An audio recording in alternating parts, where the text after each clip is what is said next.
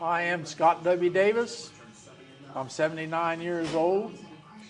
I lived in Union Bridge. I was born here and raised in Union Bridge. The only time I was away was 4 years in the Air Force and 32 months up in Alaska and Fort Wayne, Indiana, at Bearfield, and Sioux City Municipal Airport. That's where I got discharged from the Air Force.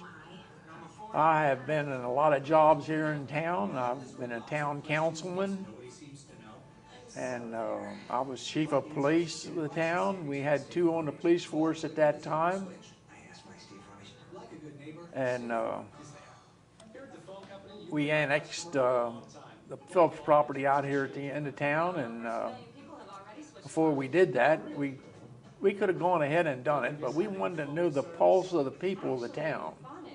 We want to know how they felt about the annexation and doubled the population of the town. So we decided to have a referendum vote, and the town people voted for that 25 years ago. And now the mayor and the council still have not got the project started out there.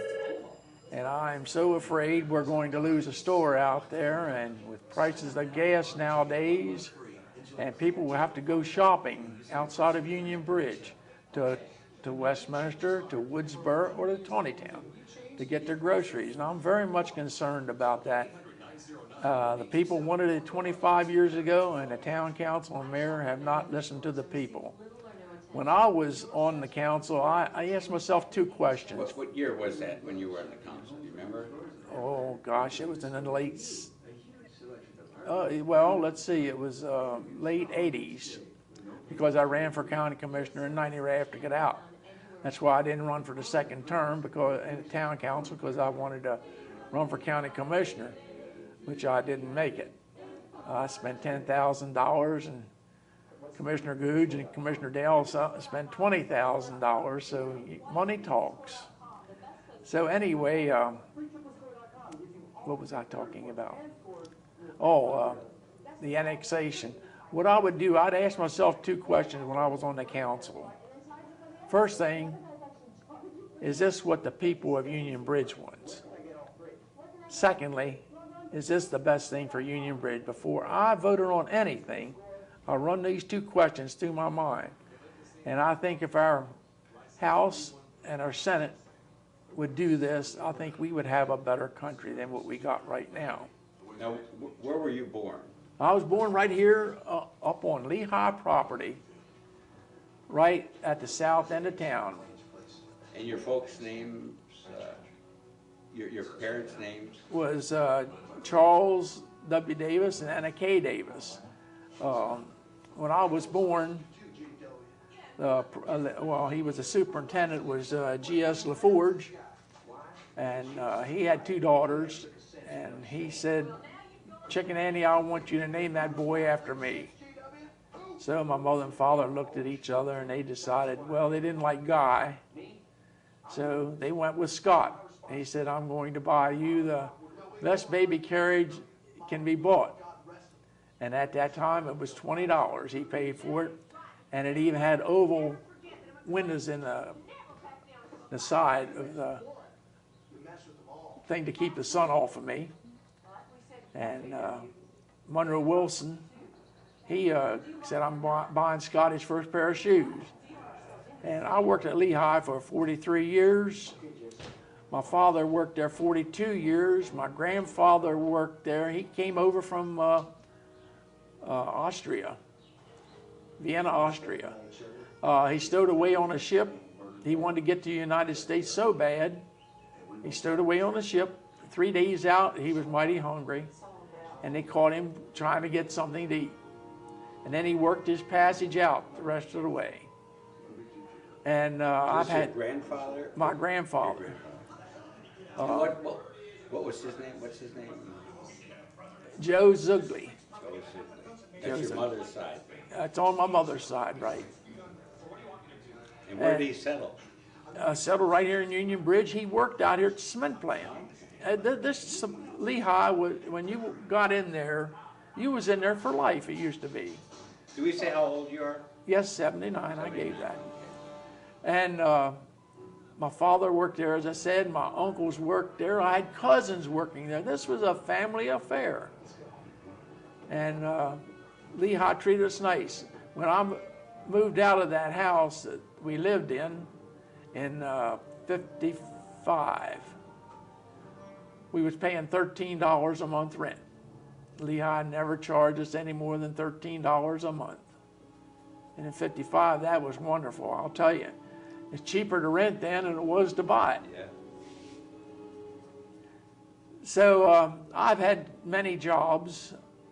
The county commissioners keep me busy. Right now, I'm presently chairman of the board of Property Tax Assessment Appeals Board. I was first appointed by Governor Glendenning.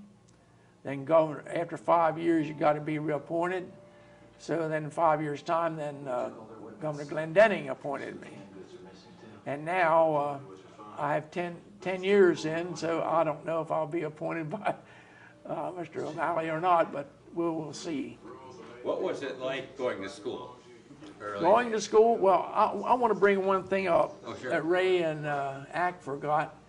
The principal at the school would let us off from school to go to fires. And the fire alarm, we could hear the siren out of school. And that was one long alarm was for a town fire, and 4 short alarms was for a country fire. And one thing that stood out in our fire company is we had cat whistles on both trucks. Our 31 Seagrave and our 53 Seagrave. No, 38 Seagrave. We didn't have one on the 53. And when we went to a fire, a mutual aid, they could tell when we was coming. Those cat whistles would go through the air, heavy air and everything, very good. And they could say, well, Union Bridge is on their way in. They could hear us coming. And those cat whistles are still on the 31 Seagrave that was just here in the parade the other day. And I'm anxious to hear it again. It's been a long time since I've heard it. About the mail, the other 2 fellows brought up. Mr. Spurrier used to go down to the railroad and pick up the mail in a wheelbarrow. And then he would run it up the street, wouldn't run it, but he'd bring it up, he'd walk briskly, and he'd get up there and he'd slam it down and it would slide 2 or 3 feet. Then he'd grab the mail bags off of it and take it into the post office. And Ray Wilson and I have been friends for years and years and years. We would run these fires together. He was in the fire company 63 years, and I have been in the fire company 62 years. He went in 46, and I went in 47. How old were you then? Just had to be 16 years old to get in. They wouldn't take you in the fire company.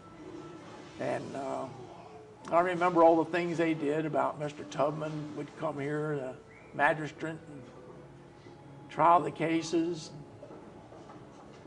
They did omit, we had a 5 and 10 cent store also in town. Where was that? That was right up from EJ's on Main Street on the north end of town. EJ's is where is EJ's now? Up from the track. From the track. Two apartments, 2 houses up from the railroad track. And who worked in the 5 and 10? Do you remember anybody? No, I don't remember them. Okay. Burton and girls I did remember worked in there. But other than that, and Lehigh has been the biggest industry in Union Bridge, and it has changed quite a bit. What kinds of activities did you do as a kid? I didn't hear you. What kind of activities did you do as a kid? Well, maybe a 12-year-old. Well, one of the main activities I had, and I'm very, very proud of it, we had a Boy Scout troop here in town, Troop 330. And I will never forget a lot of the things that I learned in scouting.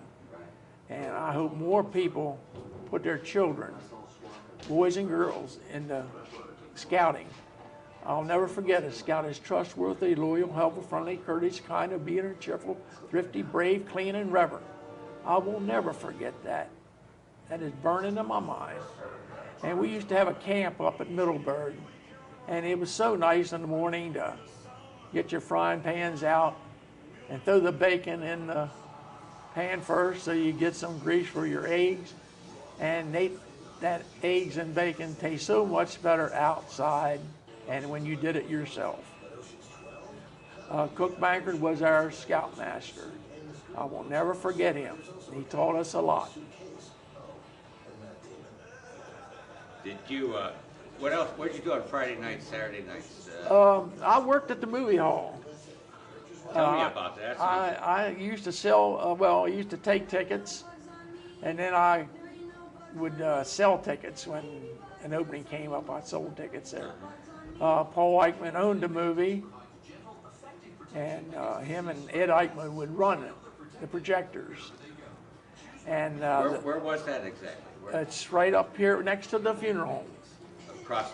And it's apartments now, and my father helped build that building. They made their own blocks, cement blocks, at that time.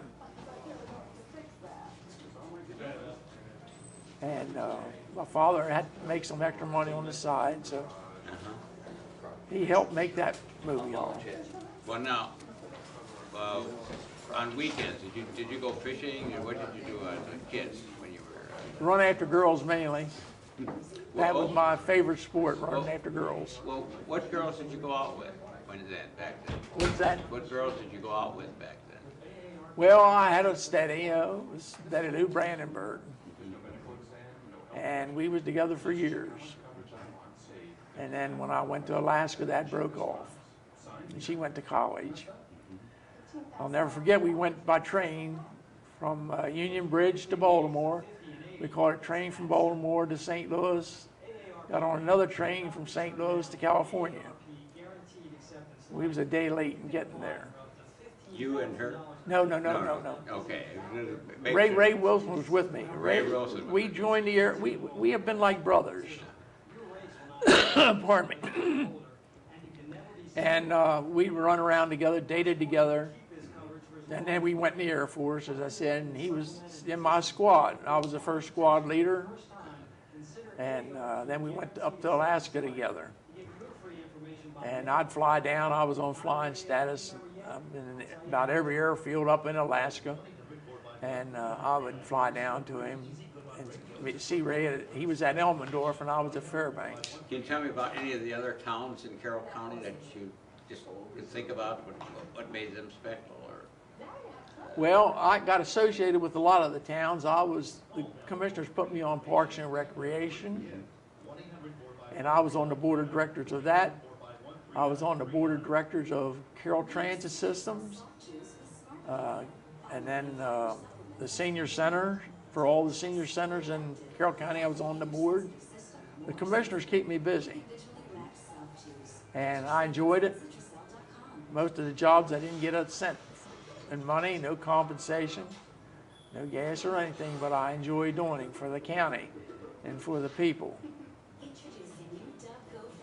What do you remember about the town itself when you were like in Elmer Wolf, for instance, going to school? What was that like? Well, the town was very unique. It was awfully quiet. And as I was a policeman here in town, as Ray and Ack said, I knew everybody in town. When were you a policeman now? What year was that? In the late 70s. Late 70s. Yeah. No, 70s, yeah. And tell me about your police work. Well, I went to police academy at Prince George County at Forestville, and then it was Officer Smith and I, as I said, and we got the first police car. It was in Union Bridge. We had to use our own car on policing. And go ahead. And I was the chief, as I said, because Smitty had a little trouble, and they didn't want him to be chief, so they asked me if I'd be chief. I said, all right. Also, I've been the chief of this fire company here in Union Bridge, and I went on the ambulance a lot, and I delivered 3 babies in the ambulance. What's that like? Well, it's very unique, and it puts you on a spot. You have to have a little finesse with you when you talk to the lady. You say, I'm here to help you. I'm trained, but if you want me to sit here and look forward, I certainly will. And they have to ask for my help. And I was lucky enough to have one of them was the first one in Frederick County. And it was an African-American boy that was born in the ambulance that I helped deliver. I had a big time getting him to breathe, but I finally got him. Jim Wolf was in the back with me, and they had her picture in the paper and the baby, and she named the baby James Scott Hill.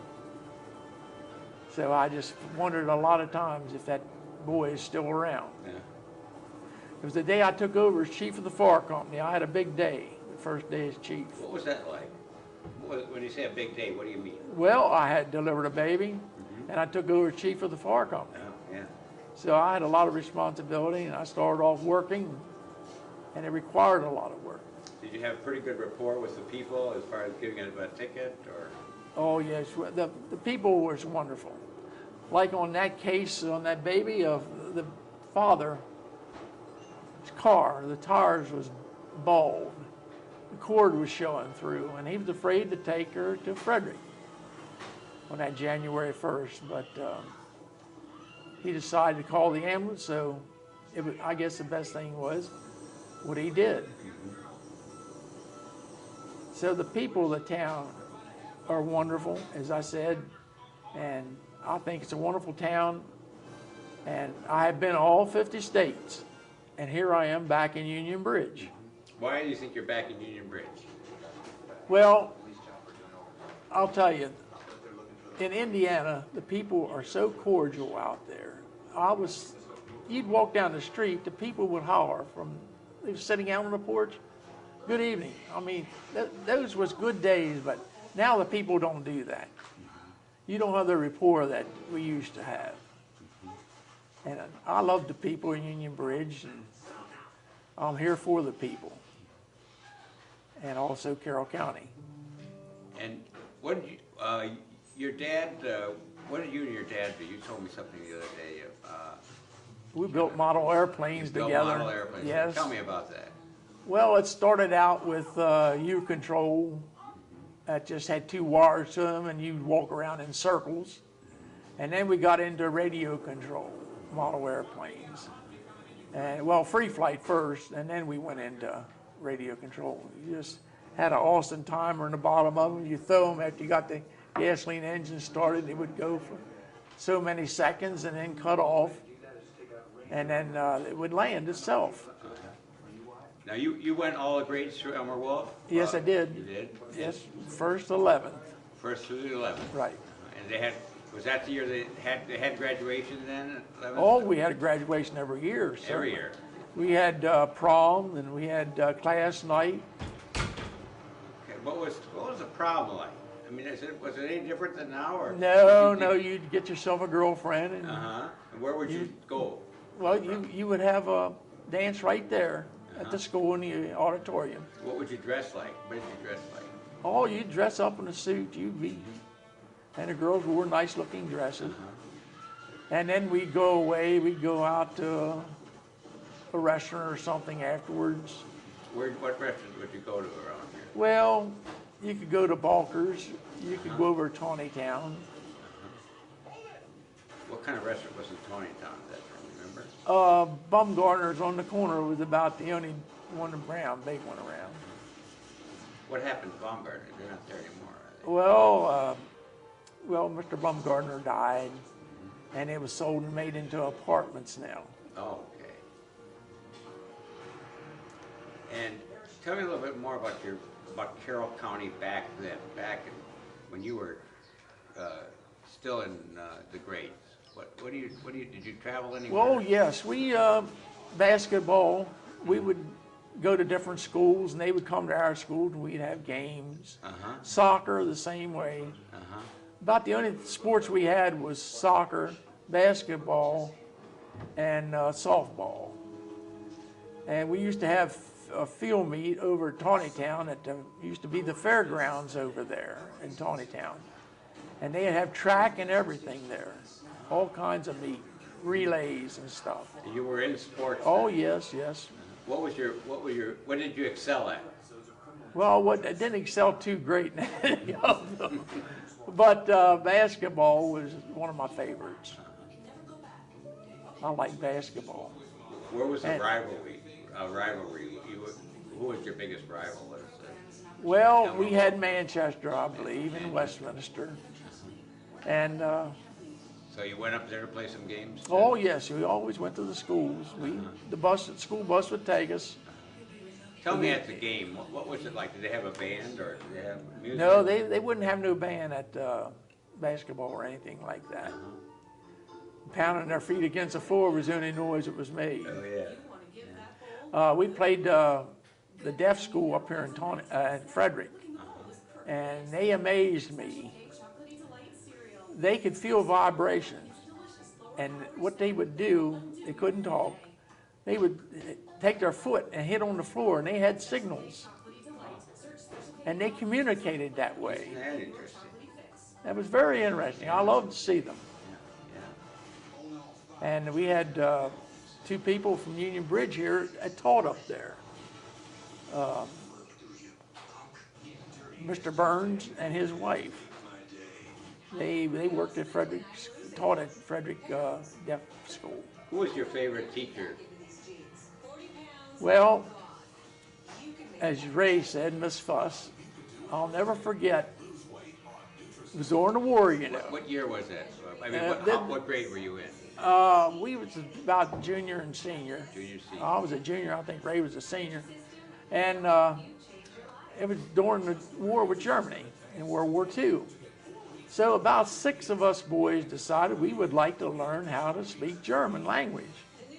So we talked to Miss Fuss, and she could teach it. And she was very good. I can still remember Eins, Zwei, Drei, Vier, Fifth. Counting, it's about all the further we got because the principal got word, and she would do it on her study period, and we would take the class on our study period. So the principal found out that she was giving us these German lessons, so he stopped it. He said, "No, we're not having it." Who was the principal? Mr. Schwartz. Did he live in town? Or? No, Mr. Schwartz lived up in Pennsylvania, up close to Hanover. And I hated to miss that, I'll tell you, because we were just starting to learn to count German. Why did you like her? I mean, what were her characteristics that made you like Miss Fuss? She was just a 4 foot something. She was a very short little lady, and she drove a coupe to school. I'll never forget her. And she was just as nice as she could be. And Mrs. Helen Bowman, I liked her very much. And also Mrs. Bankard out here. Cook Bankard's wife was, well, I told you about it, the scoutmaster. Mm-hmm. Well, that was his wife. What did she teach? She taught 4th grade. And Mrs. Bowman, what did she teach? Mrs. Bowman's taught English. English. And was she related to Denny Bowman or? No, I don't think there's any relation there, no. But school was a great thing. I'd always wait for my girlfriend to get off the bus, and we would see each other in the morning. So you take a bus from here to school? No, I walked most of the time. Where'd you live, right in town? I lived up on Lehigh property, up where the college, close to the college. Okay. Right close, let's see, where was that? That's South Main Street. South Main Street. Yeah, extended, I guess. And you lived on South Main Street then? Yes, I was born on Lehigh property. Oh, okay. I've been on Lehigh almost all my life. Is that right? And what did you do for Lehigh? Well, you worked at Lehigh, didn't you? Well, I've worked in the laboratory as a tester. I worked as a maintenance man, and I retired from there as a machinist, A-grade machinist. And as I said, 43 years I spent there. 43. And when I was policing, I was working 16 hours a day. I would work at Lehigh, and I would work 4 to 12 for the town as a policeman. Oh, okay. That's quite a So I did that for 7 years Right. altogether. What was your most interesting experience about policing? What do you remember any particular situation that you did as a Well, I policeman? had a chase, narcotics. It was just starting out then. And this guy had a old state police ex-car, you know, that they sold, you know. And it was a Chrysler product, and they would go. And I got out here on Good Intent Road chasing him, and I called Frederick to the barracks in Westminster to get hold of Frederick to send a car down on 194. And I went up there, and there was no car there, and I couldn't even find the boy I was after. He went off on a short road off to the side, and I missed. He was out of my sight. Yeah. Who was a teacher you didn't like? Anyone that was really... Well, I didn't like, I liked them all. You did. But there was one thing in school that that really affected me, and that was chemistry. Chemistry is mainly formulas. And this, I'm not going to mention the teacher's name, but he couldn't get it across to us, formulas. And when I went to Lehigh and started working, I was in the laboratory. And laboratory, like HCl, I had to learn hydrochloric acid, sulfuric acid, I had to learn all that. And on my own. And if I'd have had it in school, it would have helped me out a lot more.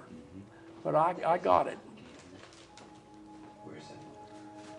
So I don't know what else to say. Well, tell me about politics back in the 40s, 50s. What was politics like?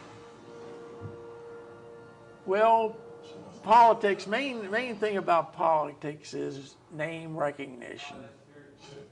You need name recognition. No, I mean, what was it like? Who was running? What was it like in Union Bridge in terms of activity, excitement? Was there, you know, who was the national politics like when, say, when Eisenhower was running? And well, I went to the White House December the 11th to see the Christmas decorations. And in my pocket, I carry all the time an Eisenhower dollar. I liked Ike very much. And I felt closer to Ike than any other president. Did you ever meet him in Gettysburg or anything? No, like I didn't. But I would be close to him because the Air Force gave him 2 aerial commanders. And that's the only thing could land in Gettysburg, a twin-engine aircraft. So whenever that airplane has a distinct sound. There's a gearing in the engine turns slow, but the propeller turns a lot faster than the engine. And I could tell when that airplane was coming, Aerial Commander. It was a wonderful airplane. And I would walk out. I'm always looking at airplanes. I've always been air-minded all my life. And I'd look out, and just about a mile to the west is where this airplane would always go the same route from Andrews up to Gettysburg. And I could tell sometimes it was one of them, sometimes it was 2 of them, like if they had security, Secret Service, or news people along. They only hold about 8 people each one. What kind of plane was it? Aerial Commander, twin engine, high wing, a wonderful airplane. They even made into turboprops, jet engine. Then they made an all-jet. So were elections, did they change at all when you were growing up right in town here? When they had mayor, town council, or was it always pretty much, did people get excited any time, or did you have to go out and get votes? No, I will bring this up. I ran for mayor. And Charlie Horn was head of the election board at that time. He called me at home. He said, "Scotty, you didn't make it." He said, "Perry beat you out by 9 votes." He said, "Now you can have a recount." I said, "No, Charlie, I don't want a recount." I said, "Your count is good with me." I said, they say everything happens for the best. So we just let it go the way it is. When you were on town, how many terms did you have on the town council? Only on one, on the town council, because after I got off that, I ran for county commissioner. Okay. And I just retired in '90, and I figured I could put a full-time job in. I could put a lot more hours in than anyone else. What are you doing with the tax? What is that called again? I'm with the Property Tax Assessment Appeals Board, chairman of the board. We have a meeting Wednesday.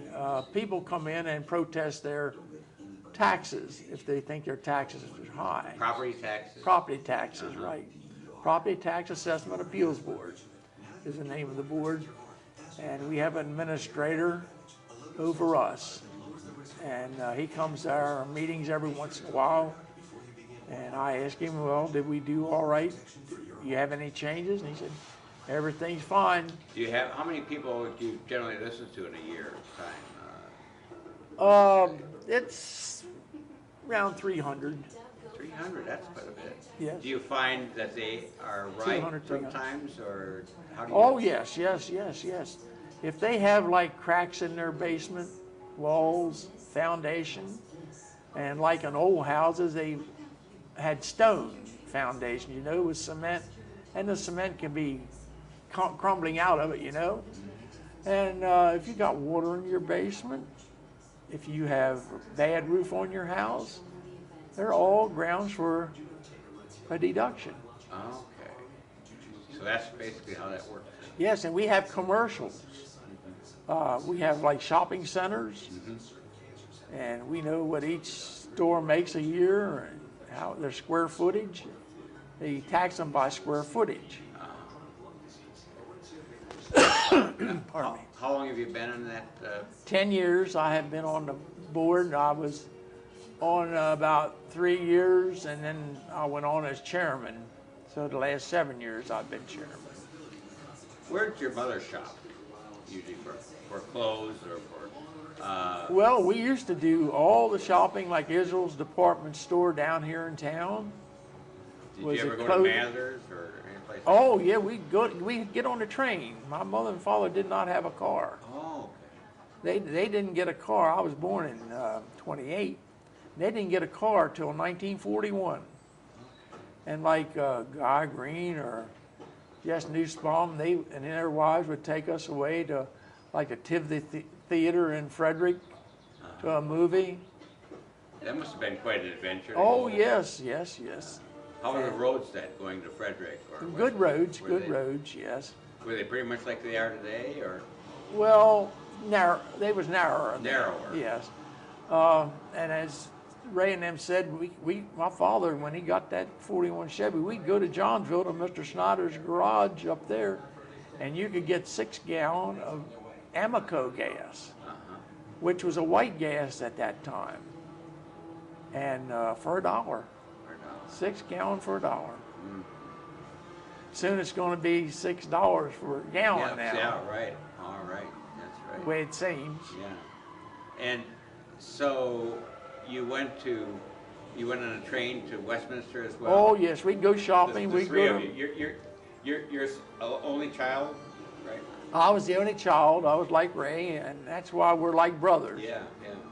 Like when we was up in Alaska, you know, my mother would call Ray's mother, and do you get a letter from Ray? And or Marge would call my mother, did you get a letter from Scotty? So did you, when you went to Westminster, Yeah. how was that going in there? Where did you go? Tell me what you did with your phone. Well, Where Mathers. did you get off the train? Well, right at the train station, right in the heart of Westminster. Right at Main Street? Right at Main, And what's the other street? Main and Manchester Avenue, I think it is. is it John Street? No, John Street's on. No, 27? That's not 27, yeah. 27 in Maine, right? Yeah. 27. And you at Manchester. That goes to Manchester, doesn't it? Yes, that does go to Yeah, Manchester, that yeah. does. Manchester Road, a lot of times they call it. And what was the depot like? What was the station like? Well, the station was similar to the one here in Union Bridge. Oh, Very much similar. and it had what was it built? What did it have? Red bricks or? Yes, it was red brick. And they had a table almost as big around as this with marble top. over a big radiator. Uh-huh. And that's how they would heat it. Oh, yeah. And they had the telegraphers in there. And then when the trains come through, they would take this Y-shaped thing and they'd have a message on it with string on it. And they would hold it up. The engineer would stick his arm out and get the message. And also the caboose, he would get a message like where to let cars off if it was a freight train. So they keep going and they just hook that then? That's right. They just hold their hand out and then they threw the man would take the Y back into the office then and put another message on for another train. When you went into Westminster with your family, did you go to stop like at a place to eat, or did you just go to buy? It's mainly we went there to go to the movies. They had State and Carroll theaters. Where were they now? Where's the Carroll Theater was? The Carroll theaters were that. I forget what the name of the outfit is. The Carroll Arts Council? Arts Council has Main that, Street, yes. And then the State was down further, right next to where J.C. Penney's used to be, right at John Street. Okay, was where the parking lot was there now, alongside of that? No, it was on Main Street. It was on You didn't Main have no parking. It was right across from, well, pretty close to Davis's Buick garage. Were there any bakeries around that you went to? Yes, there was bakeries around. Tell me about them. Well, now there's a Heinz bakery there now. But way back when you were growing up. Well, it was another guy had it there. And they made the best donuts I ever ate. Glazed especially.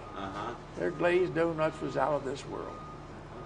And Heinz is still making them, I think, the same way. Did you have a bakery in Tawnytown?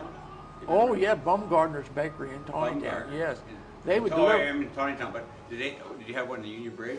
No, I don't think we ever had a bakery in Union Bridge. I remember Baumgartner's. They used to have a car. He and his wife Well, used to go around the slope, right? Yeah, they used to deliver. They had trucks on the road that delivered bread. Is that how you got your eggs too, or how'd you get eggs and milk living here? Mainly town? from farmers. Would they come and deliver it, or No. did you have a milkman? Or? You could get at the store, Rook's grocery store. And I'll never forget Mr. Knox out here. Lived outside of town by Quaker Church. He had an Oliver 60 tractor and had a platform on the back, and he'd deliver milk. And those milk bottles then come up, and then they had a bulbous top on. And you had like a little dipper you could stick down in there and turn the cream off if you wanted cream. And then you bring it up, then you could take that little dipper out of there and see that retained the milk down in it. Tell me how that worked. I never heard of it. I know the bulbous area. Well, it comes up, yeah, and then it gets a little right bulbous like a round person. Yeah. And then they What's put a dipper like? Well, it was just a real small dipper, about like that. And it closes off the And milk. it shuts off the milk, and the cream that's on top, you could pour You the can cream pour it off. without- That's how you got your cream. Is that right? See, I've never seen this. And What was it made of? Like metal, the dipper? Or the middle, it was metal. Metal. Yeah, and it worked very efficiently. Well, anyway, Mr. Knox would deliver milk with that tractor in snow, you know, and they would set it outside your door or your house. And like if you worked during the day, you didn't get your milk till evening. And sometimes it was cold during the day, that would freeze, and sometimes it would be sticking up outside of the bottle about that high. Right? And the cardboard top, you know, that stopper, Would be on top. that'd be up in the air. I'll be darned. Did you have any pets when you were growing up? Oh yes, yes. I'm a dog lover, but What was your first pet? Dog. Dog? Yeah. What was his name, her name? Bozo, Bozo. a German Shepherd. And the best dogs I liked was Doberman Pinschers. Last two was Dobermans. The greatest dogs I've ever owned. They slept with me. Did they? Yes, they did. They were part of the family. Did you, So you came back, when did you come back? What year did you come back to Union Bridge after, did you come back right after the service then? Yes, in 1952 I got out. 1952. Yeah. And I came back and I wanted to go to college. So I went to the University of Maryland. I talked to the registrar, and he looked at my report card. I had 3 B's and 3 C's, which was above average. So, or you can call it a C plus or a B minus. Anyway, it averaged out. But this registrar looked at me. He said, well, about the only thing I could make you would be an industrial arts teacher in a wood shop. I said, well, I'll tell you what, you're wasting my time and I'm wasting your time. Is that right? And I got up and left. And that was University of Maryland. University of Maryland. Uh-huh. What I really wanted was aeronautical engineering. Did they have a GI Bill then? Yes, That was yes, GI Bill? yes. Yes, and I wanted to use it. Mm-hmm. So, so then, But our education wasn't enough. then you went, okay, then you went to work at, where, at Lehigh then? Yes, yes, I went back with Lehigh, my seniority kept on. Uh-huh. Yes, sir. And I enjoyed it, working 43 years there.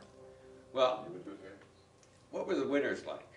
I understand that Ike Saylor had a sled area out there one time. Is that right? Yeah, Ike had a ski area. A ski area. Pardon me. Where is that? He had it hooked up to his tractor wheel. He had a drum on the side of the wheel, and it would be a tow up the top hill, and he had like a sprocket up there, and it would run back and just kept continuously going around. When you wanted to go up the hill, you just grabbed hold of the rope, and with your skis on, it would pull you right up. Like a ski tow at a regular ski resort. Now, was it, did he charge for that, or was No, it, no, he no, just Ike did it didn't for the charge a neighborhood? thing, no. Just did it for the neighborhood. Gas or nothing, he didn't ask for a thing. And where is that, describe for the listener, where that would be? It's extreme south end of town. Uh-huh. It's, you go out of town, you go around Wolf Girls Turn, and go up top of the hill, and it's on the right-hand side. And you could see it from Houck Road.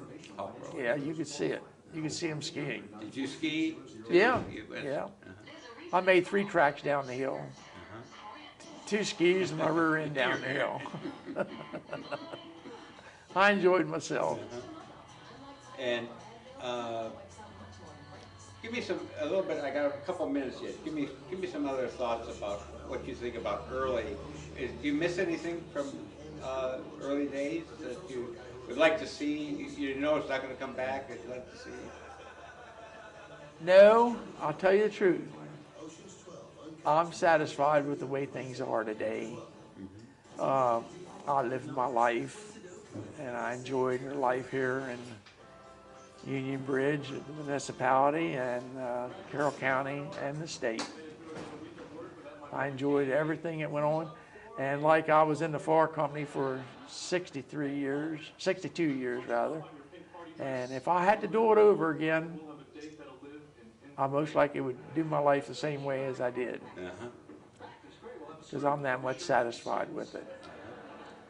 The fire company's been good to me. We get low SAP pensions now, a small pension, which appreciate the county commissioners for doing that. What does LoSAP stand for? You know? I can't tell you. But is there a pension that comes from It's a your pension from, putting so many you have to be volunteer- 55 years of age, and you must have 20 years of service. Is that volunteer service? 25 years of service. Is that usually Volunteer, right. So how long have you been a volunteer then?